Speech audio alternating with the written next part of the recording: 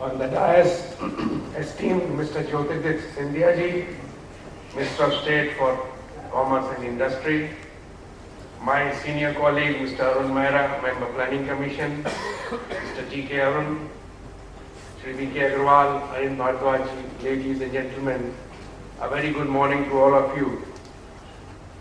This ministry attaches a lot of importance to the India MSME Summit, which is being hosted with the help of ISME Economic Times. The points raised by the previous speakers are very important. For any country, MSMEs form the backbone of the industry. If the MSMEs are doing well, the country is doing well. Also, they provide a lot of jobs. India is a country of young people. India has the largest number of young people in the world. If we have to provide jobs, then the answer lies in the micro small sector. So what we have to do? The role is set out for us. If we want to create jobs in remote areas, forested areas, rural areas, we have to start thinking how we can promote micro and small sector.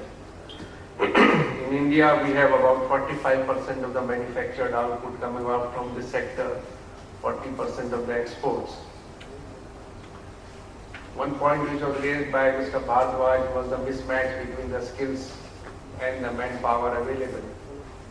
Government of India has given a lot of emphasis for the skilling of the country.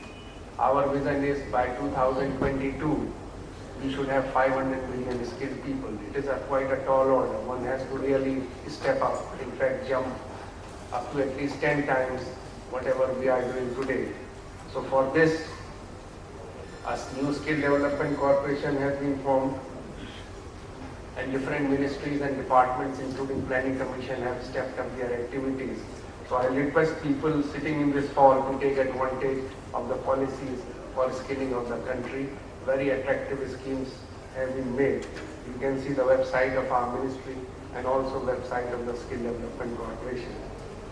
During slowdown, the associations had met the Honorable Prime Minister and he had appointed a task force under his Principal Secretary, Mr. Nair.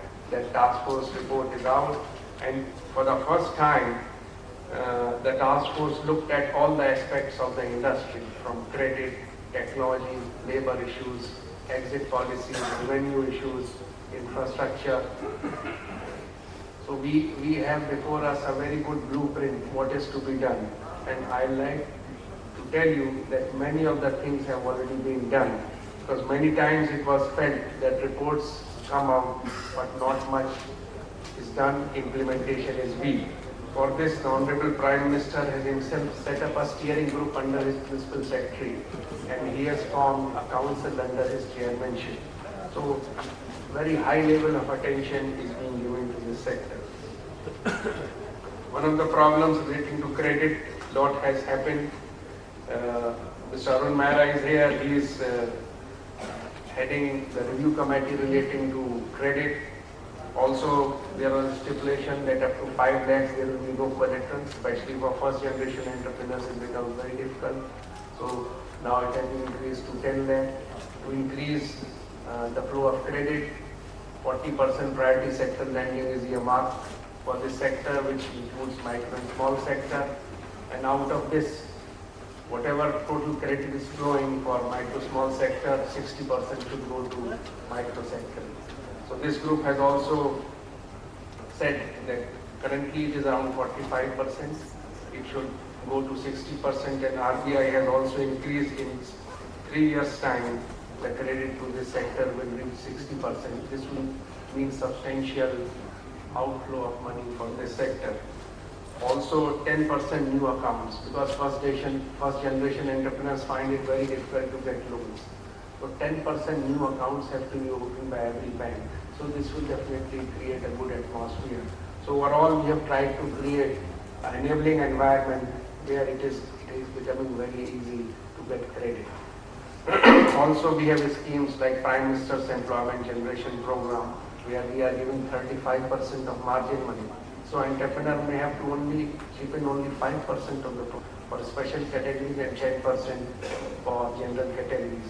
So this is also a very attractive scheme. We have a scheme called Credit Guarantee Scheme run by Government of India funds through SIDBI, where up to 1 crore of rupees no collaterals are required. So this is another very good scheme in order to attract people to go for better technologies. We have a scheme called Credit Linked Capital Subsidy, where we are giving 15% money. Basically, our approach is to work through clusters, where we feel that we can reach more people with less effort, with less money. So we have a very attractive scheme where for every cluster, we can give up to 15 crores rupees. Also, to improve the industry infrastructure in states, which is one of the constraints, Government of India is willing to give 10 crores for improving the existing industrial estates. To improve the competitiveness, we have a host of programs under the aegis of National Manufacturing Competitiveness Programs. These programs definitely help the competitiveness. You can see our website. Also, in order to bridge the gap, because India is a very big country, entrepreneurs are in even remote villages, in forested areas. So this ministry is starting a call center where anybody can approach. Can be approached by landline, by mobile, and I feel that this will definitely provide good services relating to credit, related to technology, and any other information a person seeks. And this will have facilities both for Hindi and English.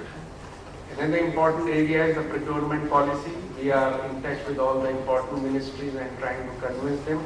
I'd like to thank the Honorable Minister that his ministry has supported us. There are certain issues which have been raised by defense and some other ministries about quality and timely supplies.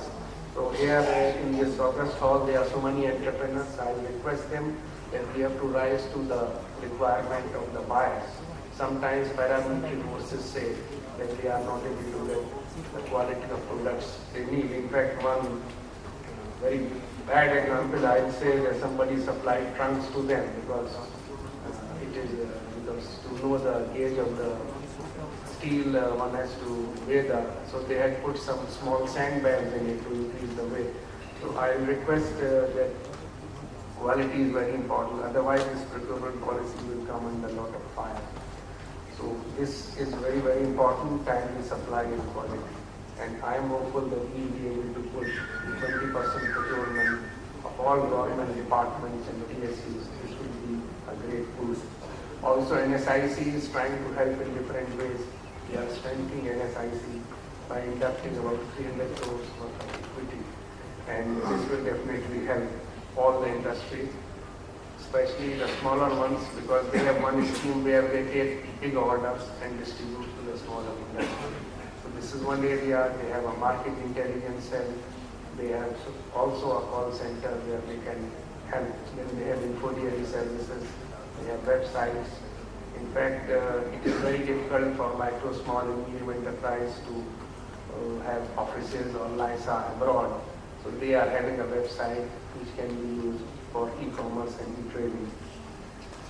I will not take much of your time, but I would like to definitely compliment the Economic Times, FISME, for organizing this conference, which is very well attended. The first conference really raised a lot of issues, and the brochures and the material which came out of that really helped the ministry in formulating many new proposals. We are always looking for ideas, we are always looking for solutions, and I'm sure this summit will also provide us some more insights into the problems and the solutions. Thank you.